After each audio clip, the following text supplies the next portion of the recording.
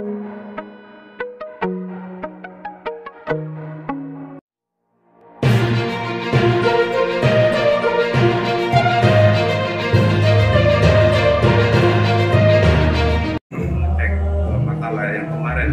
kebetulan tadi saya sempat ngecek karena makalahnya sudah lama. Tapi kalau makalahnya mendadak saya nggak bisa nanti ngeceknya. Ya, baik. Itu yang pertama. Kemudian yang kedua, hampir dua-duanya sama di bagian introduction, di bagian pendahuluan, yaitu rumusan masalahnya itu nggak jelas dua-duanya. Ya, dua-dua makalah, baik makalah Pak Dudi maupun juga makalahnya Pak Agus Jianto. Ya. Padahal sebenarnya kan judulnya kan sudah sangat jelas sekali. Judulnya sangat jelas. Pertama umpamanya tentang problematika hermeneutik. Tinggal pertanyaan mengapa hermeneutika menjadi problem ketika dikaji dalam studi Islam, kan begitu. Terus bagaimana upayanya supaya tidak terjadi problem? Sebenarnya kan begitu saja sudah sangat muskan dalam bentuk permasalahan gitu. Mengapa terjadi seperti itu? Kan begitu. Ya. Itu kaitan dengan hermeneutik, yang pola keberagamaan fenomenologi. Nah, kan bisa saja bertanya, bagaimana pendekatan fenomenologi dalam memetakan tentang pola keberagaman masyarakat? Berarti pendekatan fenomenologi bagaimana cara digunakannya untuk memetakan masyarakat? Itu kan begitu bisa.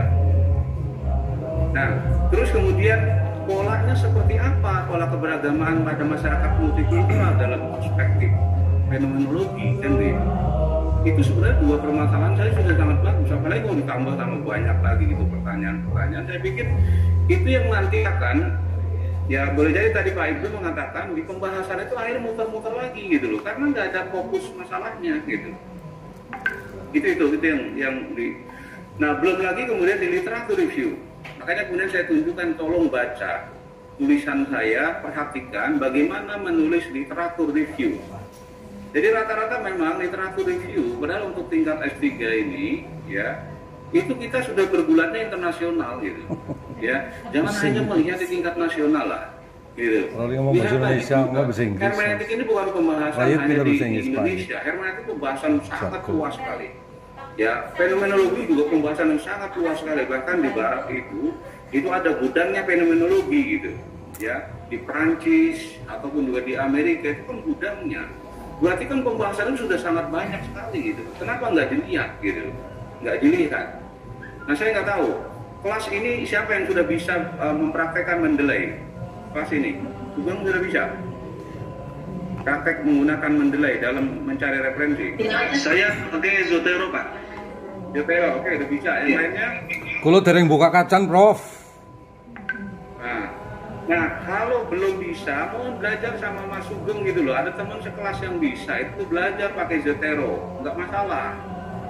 Zotero itu salah satunya itu bisa mencari sumber-sumber rujukan asing, itu bisa. Gitu. Tinggal yang penting kita ketik keywordnya saja, umpamanya ya multikulturalism. Kita tinggal ketik multikulturalism gitu kan, pakai bahasa Inggris. Nanti akan keluar semuanya derek gitu nanti jurnal itu. Ya, tentang multikulturalism. Tinggal kita pilih yang kira-kira kita, oh saya dekat dengan pola keberagamaan. Nah, tinggal pilih yang itu, yang lainnya kita buang kan gitu, kita delete. Itu di Zotero itu bisa, atau di program. Nah, mohon kelas ini Pak Ibnu belajar nanti minta diajarin sama Aris Nurrahman, Kepala Perpustakaan YIN.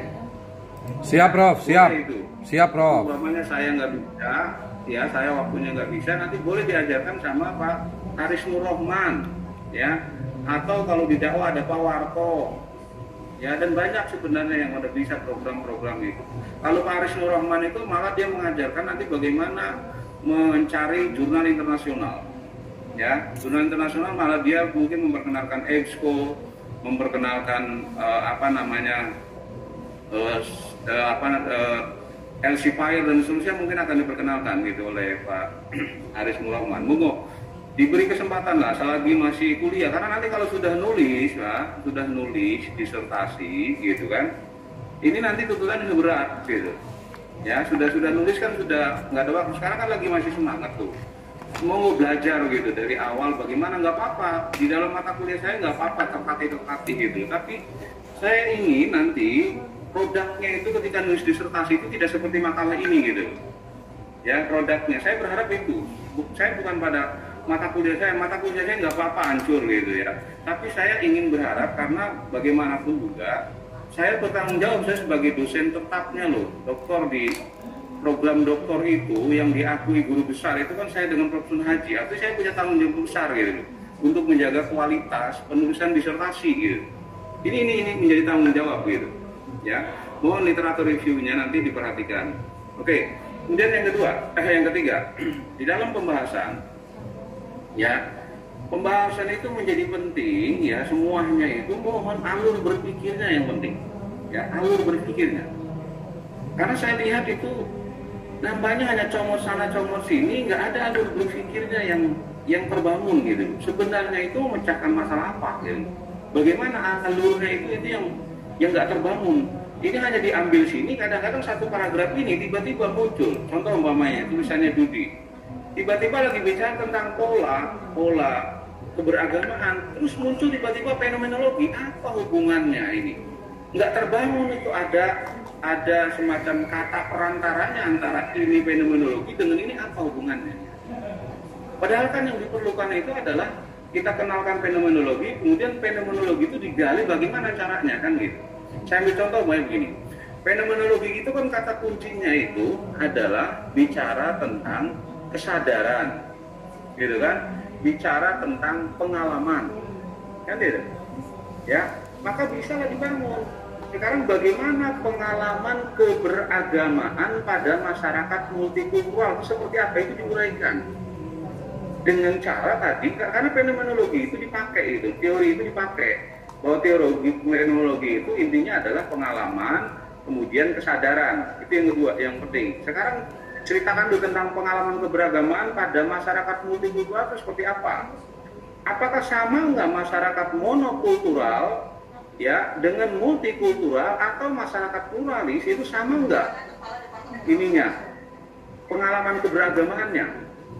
Itu yang menurut saya perlu dijelaskan gitu loh. Apakah pengalaman keberagamaannya harus demokratis semuanya? Ataukah ada yang lainnya? Kan begitu, itu kan harus diceritakan. Terus kesadaran seperti apa yang harus terbangun di dalam masyarakat multikultural? Nah itu yang kemudian diterangkan, itu namanya melihat pola keberagamaan dengan menggunakan perspektif fenomenologi. Nah setelah itu fenomenologi itu penting dikaji dari sisi tipologinya, makanya judulnya kenapa pola? Karena pola itu hanya bisa dilihat melalui kajian fenomenologi gitu. Oke, saya akan jelaskan sekalian tentang fenomenologi biar nanti semakin jelas ya.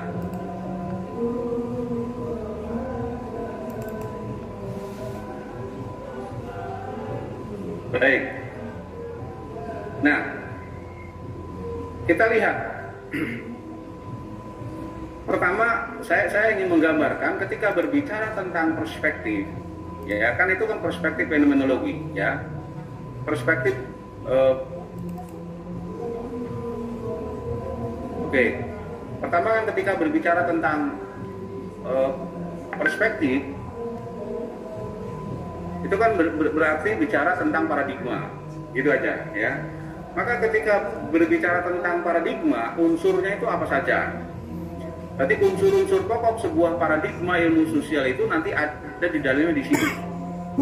Ya, tadi makanya muncul ada pertanyaan dari Pak Wahyu, nilai-nilai apa? Ya, terus kemudian model-modelnya seperti apa, konsepnya seperti apa, metodenya seperti apa, analisisnya seperti apa, hasil analisis seperti apa, etnografinya seperti apa, kan gitu. Ketika berbicara satu perspektif ya, tadi kan fenomenologi sebagai perspektif untuk melihat kacamata, maka yang dilihat nanti aspek ini ada 9 aspek yang dilihat, kan cukup banyak. Oke, nah sekarang kita lihat apa itu fenomenologi. Oke ya, ini sejarahnya sudah ada di tulisannya itu juga dari Lambert ya, terus kemudian Hegel mendefinisikan fenomenologi seperti itu ya, bahwa fenomenologi itu artinya adalah ilmu pengetahuan tentang penggambaran apa yang dilihat oleh seseorang, apa yang dirasakan dan diketahuinya dalam immediate awareness dan experience-nya. Jadi ada kata kunci ini, immediate awareness, kesadarannya ya, dan juga Kan? Jadi kesadaran dan pengalaman yang imediat, artinya yang tidak dibuat-buat, ya, yang tidak dibuat-buat, artinya pengalaman dan buat, ya, itu kata kuncinya. Jadi sekali lagi tadi saya contohkan adalah pada kesadaran dan pengalaman. Oke, makanya di sini ya oleh Dutch ya kemudian dikatakan bahwa pengetahuan ditemukan langsung melalui pengalaman sadar. Oke, tadi pengalaman sadar. Kemudian makna timbul ya tergantung pada hubungan antara seseorang dengan benda ataupun juga simbol itu. Ya, umpamanya saya sering contohkan ya mungkin bagi orang di luar Islam Ka'bah itu nggak ada arti kekuatannya, tapi bagi orang Islam melihat Ka'bah saja umpamanya ditimpa atau apa pasti marah. Seperti halnya kita dengan Quran umpamanya dibakar, diinjak-injak atau ditaruh di bawah pasti kita marah karena kedekatan kita dengan simbol benda itu sangat kuat.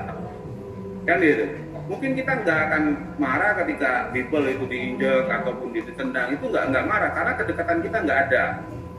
Nah itu jadi tergantung daripada kedekatan kita. Nah itu dilihat juga nanti dalam fenomenologi. Nah terus kemudian termasuk yang bahasa. Saya ingin lebih praktis lagi, ya. Nanti fenomenologi ini dikembangkan oleh Edmund Husserl, ya. Edmund Husserl itu nanti ada dua aspek ketika dia mengkaji tentang kesadaran. Tadi kan kata kuncinya adalah kesadaran.